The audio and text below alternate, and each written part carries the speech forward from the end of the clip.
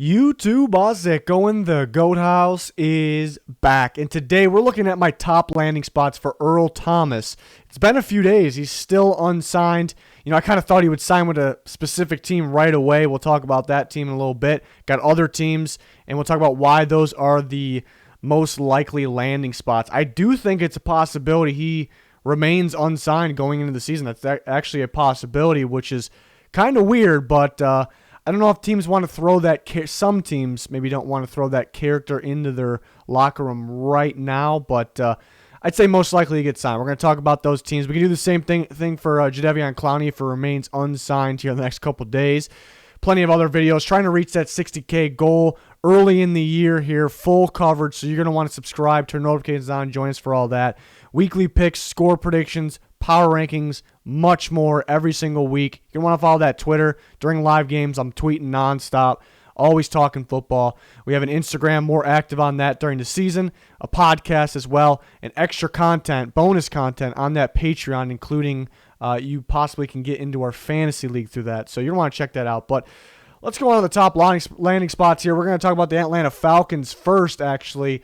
They have the connection. Dan Quinn used to be a defensive coach over there in Seattle when the Seattle had their top-tier defense that helped them win so many games. And Earl Thomas was there, obviously. That was his prime. That's where he was the best safety in football. So Dan Quinn, Earl Thomas, they have a bit of a connection. The Falcons are obviously trying to get that defense better. They almost have a need. They have a need almost anywhere on that defense. I think in this scenario, you pair Earl Thomas with Keanu Neal. Hopefully stays healthy, looking good so far. And then maybe why, kind of the question marks here. Are they a contender? Does that even matter, though? Does that even matter to Earl Thomas? Does he need a contender? I feel like he would like one. But at this point, we're kind of limiting the teams here. So maybe he'll take anything he can get. Maybe he likes Dan Quinn that much. And they could be a contender. That offense, high-powered offense, that definitely can get him there. The question is the defense. But if you had Earl Thomas, in his opinion, I know he's a confident guy, as he should be, maybe that can get him over there to be a contender, get him over that hump. Cap space is a question mark, $7.7 million.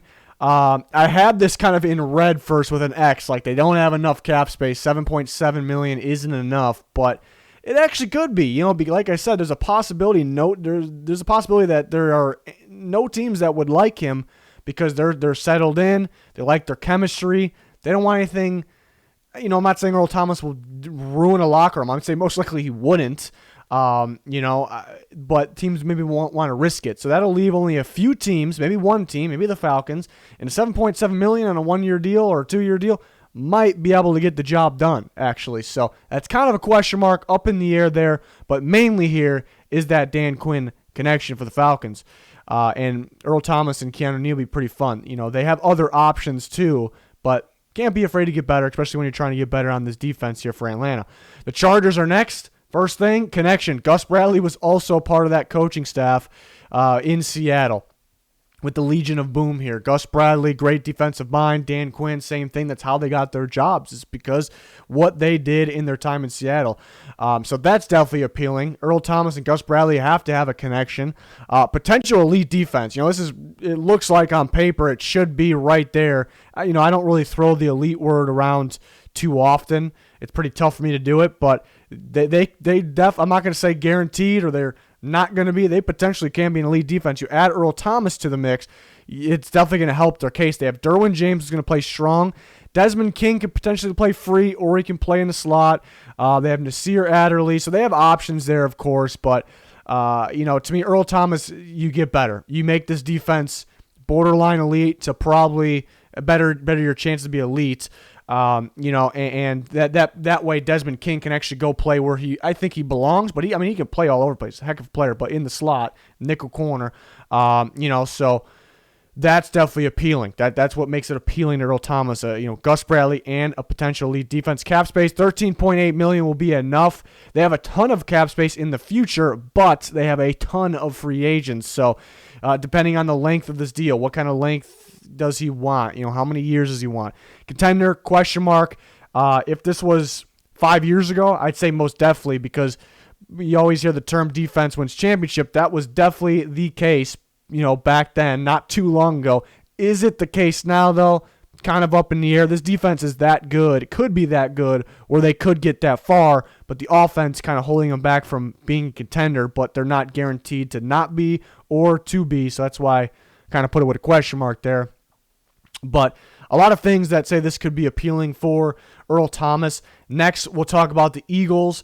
It's a need to me. I heard Mills is looking pretty good at safety, but they get better here. The defense, they're not really worried about the offense, maybe the health, but they know the offense, if healthy, will be explosive.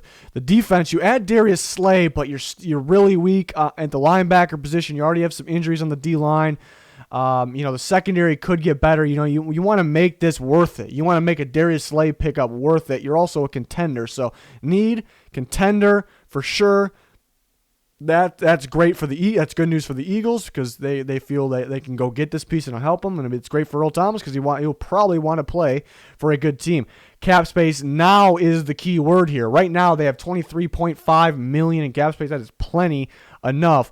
Future cap space, pretty rough. It's pretty rough. They got a lot tied up, a lot of contracts. They got a lot of cap space kind of going out next year, year after. So, that's the tough part. This would have to be a one-year deal. So it really rides on Earl Thomas okay with the one-year deal because I just don't see him going to the Eagles for more than 1 year. So Eagles, you can talk, for all those top reasons. And if say he is willing to play for the Eagles for a one-year deal, they're on the top here. They're on the top. I haven't heard anything about them being interested, but I'd put them towards the top. If he doesn't want a one-year deal, you can scratch him off the board. So you kind of go back and forth with the Eagles. And next, we got the Dallas Cowboys, who before Earl Thomas was even getting cut, I said if he's getting cut, look out for the Dallas Cowboys. And that was right then when he got cut, it was kind of coming out that he's probably going to sign with the Cowboys pretty soon. And I was not surprised at all because of the past interest and the need there and the cap space. But it's kind of cooled off. You got reports saying that they're not interested. And you got Jerry Jones saying they could be. They might be interested. They're kind of weighing their options here. And then you got reports saying that's kind of BS. They don't expect a contract offer even. So back and forth. I still believe that they're open to it. They make the most sense. It's tough to say which team is actually more likely to do it right now. I think these four, that's why I didn't put numbers or rankings by these because they're all pretty even. I was calling the Cowboys before Earl Thomas was even released, so maybe in my mind I kind of want to stick with my original gut, but maybe a little less likely now. But went from extreme interest to no interest to maybe some interest still. I don't know. But they have the need. They have a few safeties, but obviously they can get better there. I think, I think Earl Thomas and Woods would probably play the most. They did bring in Clinton Dix, but none of these guys have a set role. Like these guys are 100% free safeties, 100% strong. We've seen them play a little bit different spots there. Key thing here is we know Earl Thomas wanted to play the Cowboys. He was telling them to come get him a couple years ago. There was mutual interest, except things couldn't work out. Contract-wise, he ends up with the Ravens, and I think they're a contender as well. That kind of goes into player interest. It's an appealing place, plus they're a good team. Cap space, $14.8 million. Kind of going into that, they were able to avoid the cap hit for Gerald McCoy. They saved, $2.5 million for Gerald McCoy injury. It was a thought out contract and smart on the Cowboys' part, and then it comes out that they shift around some money, clear some cap space this year on Tyrone Smith's contract, kind of right when this Earl Thomas thing's unfolding. So all that kind of made sense as well. There's really no negatives here for this to work besides that there was reports saying that they may not offer anything. That's kind of the only thing. Everything's kind of a positive, a good sign to sign Earl Thomas. I think it makes them better as well. So the one that makes the most sense to me is the Cowboys. But connection is a big thing, and we see, especially this close to the season. That's kind of going back to, the Falcons and the Chargers. This close to the season, you got to adapt. You got to learn quick. You got to know things for coaches to be confident to put you in there. That's where the whole Chargers with Gus Bradley, Falcons with Dan Quinn makes them pretty strong. Cap space to question with the Falcons. But those are pretty strong options here. I do have some honorable mention, some wild cards we'll call them. We're going to call them wild card teams here. The Chiefs were very interested in pairing him with Tyrann Mathieu a few off seasons ago. We were getting reports that it sounded like that was going to happen. Like we were all confident that was about to happen. Earl Thomas and Tyrann Mathieu. to pair together. So the Chiefs, since then, they brought in Juan Thornhill. I love the pick. I love the way the rookie was playing down the stretch of the regular season. Last year, he got hurt. They still end up winning, but they like him. I like him. He's part of the future, but they're trying to repeat, and they better themselves adding a guy this year like Earl Thomas. I think this would be if he's okay with the 1-year deal, because they want to go the Juan Thornhill route. Maybe now. That's why it's not for sure. That's why it's a wild card team. But long term, they definitely want to go that route. They now have a lot of money tied up with the future, so that would be a 1-year deal. The Dolphins are probably a deeper wild card. They added a top corner. They created a top corner duo, adding Byron Jones to the mix with Xavier Howard. And they add Kyle Van Noy, and this defense is coming together. Got some young studs that are going to step up. Defense is coming together. Brian Flores leading the way. Good defensive mind. And they put so much into that cornerback position. The money they gave Howard last year, the money they gave Byron Jones, highest paid corner this year, that, to me, safeties need to be the secondary. It's a secondary for a reason. It's one unit for a reason. Safety position, pretty weak. We did see them trade Fitzpatrick, so maybe that means they're not valuing that position that high. I don't really think that's what that means, though. I think they just really didn't like a firm position for him.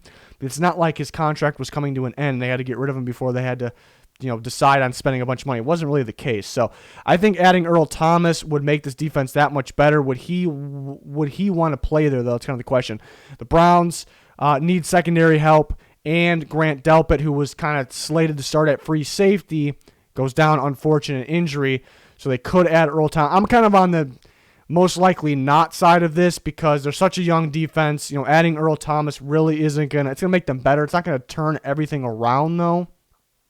For the Browns, too many injuries. Just feels like guys like Myles Garrett, Sheldon Richardson, Denzel Ward kind of got to carry this group right now. They have a ton of cap space. That's kind of a need and a ton of cap space. What makes me put them on here, but I don't think it's likely, but I'd still call them a wild card because there are some things pointing in the direction.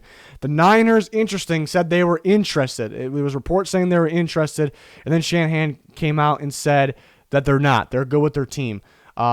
So what do we believe? You can't 100% believe anything when these guys, say things. So that's why I put them up there. But I'm leaning towards Shanahan's side, being honest there, that they're probably not. They got Jimmy Ward at free safety. They just signed him this offseason. They could get better with Earl Thomas, and they're a team that's not afraid to get better, so that would be a reason too. But I think it would be probably most likely not. And the Washington football team, you kind of back and forth on as well. They have the cap space. That defense can be elite. That could be appealing. Ron Rivera can be appealing.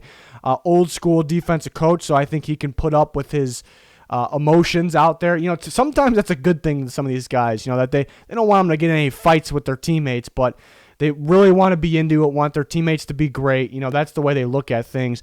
At the same time, the Washington football team I'm going to keep doing that all year, so I apologize. But the Washington football team has a lot of distractions going on, a lot of young, good, talented players. Do they want to bring this, a little, it's not a crazy distraction, though, but do they want to bring this into the mix? That's kind of the question there, and they're not really a contender because their offense, so is that appealing enough? So these are pretty much deep wild cards. I'd probably put the Chiefs on the top of this, but I would be surprised if it's not one of those other teams, and if it's not one of those other teams, you might not be on the team come week 1. So that's going to be interesting. It's going to come down to maybe the connection of those old coaches, or appealing team like the Cowboys. I think the Eagles are appealing as well. So we will see. Big time players are free agents still. Can't believe it, including Jadeveon Clowney. We've kind of talked about it so many times, but we can do, possibly could do one of these videos for Clowney as well. But we've talked about my favorite landing spots so many times, and it's pretty crazy offseason to say the least. But football is almost here. I'm really excited for. Hopefully you guys can join us for all of our coverage, whether it's here on the channel or on Twitter. Link in the description for any social media account that you may need. Please smash that like button if you enjoyed. That's going to do it for this one. Thanks for watching. Goodbye.